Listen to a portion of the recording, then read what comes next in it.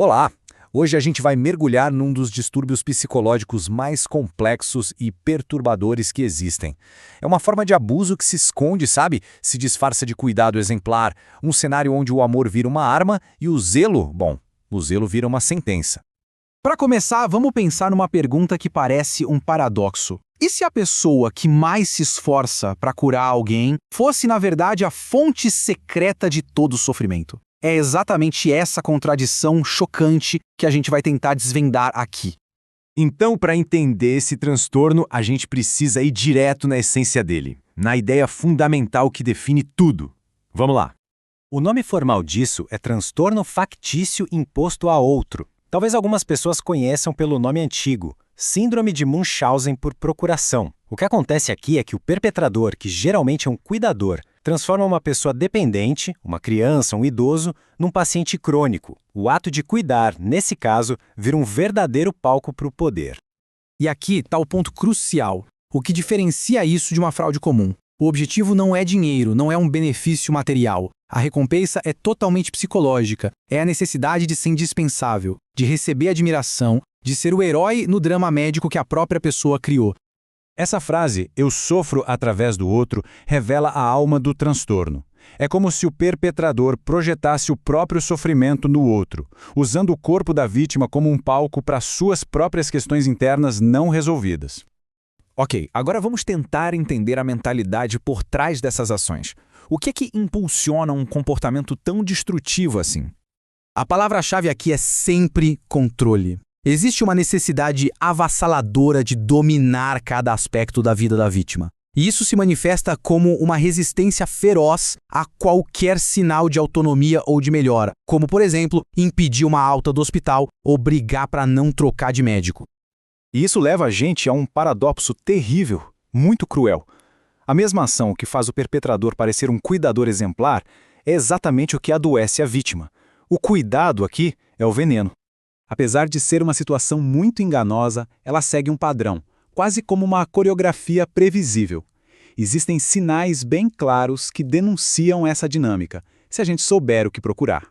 O primeiro sinal, e talvez o mais clássico, é o que se chama de efeito testemunha. Sintomas que ninguém consegue explicar, tipo convulsões ou sangramentos, simplesmente aparecem ou pioram muito na presença do cuidador. E quando ele se afasta, o paciente melhora. É como se o sintoma precisasse de uma plateia. Depois, tem a relação com a equipe médica. O perpetrador se infiltra na rotina do hospital, sabe? Chama todo mundo pelo nome, usa termos técnicos, leva presentes. É uma tática para seduzir a equipe, para ser visto como um cuidador modelo, quase um parceiro indispensável no tratamento. A performance emocional também é um grande sinal. As emoções parecem exageradas, teatrais demais. Só que, se o controle do cuidador é desafiado de alguma forma, aquela máscara de pai ou mãe exemplar cai. E aí revela uma pessoa agressiva que pode questionar os médicos e até ameaçar com processos. E um dos sinais mais sutis é a calma no meio do caos. No auge de uma emergência, quando a equipe médica está correndo, agitada, o perpetrador pode parecer estranhamente frio.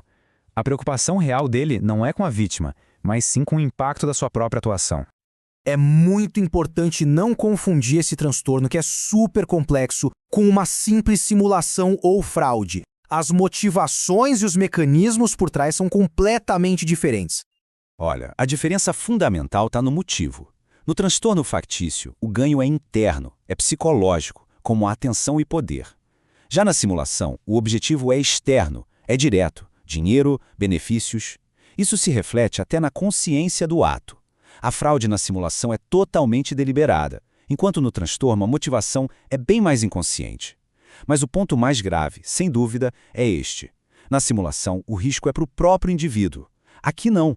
Aqui a vítima é outra pessoa, colocada em risco real, muitas vezes um risco de morte. Então, como é que os profissionais devem agir diante de uma suspeita tão grave e tão delicada? A abordagem tem que ser extremamente cuidadosa. A prioridade número 1, absoluta, é sempre proteger a vítima. Isso exige uma ação coordenada entre médicos, assistentes sociais e a justiça, com notificação obrigatória às autoridades. E um ponto importante, muitas vezes o próprio perpetrador tem uma história de trauma. Entender isso ajuda no manejo do caso, mas, claro, jamais justifica o abuso. Para ajudar a fixar os principais sinais clínicos, o material de origem traz um recurso mnemônico bem útil, a palavra teatro. Vamos guardar essa palavra. Teatro. T de teatralidade nas emoções, E de efeito da presença quando os sintomas pioram, A de apego intrusivo com a equipe, outro T para tentativa de controle total sobre a vítima, R de reação querelante, ou seja, agressiva, quando o controle é ameaçado, e por fim o O de outrem como palco, que é quando a vítima é transformada num objeto para o drama do agressor. E assim a gente chega à ideia final, que é resumida perfeitamente nesta frase. A doença não está na criança, mas na relação. O transtorno factício imposto ao outro é uma tragédia disfarçada de zelo. E é só quando se reconhece que o problema está nessa dinâmica doentia e não na vítima que esse ciclo de abuso pode finalmente ser quebrado.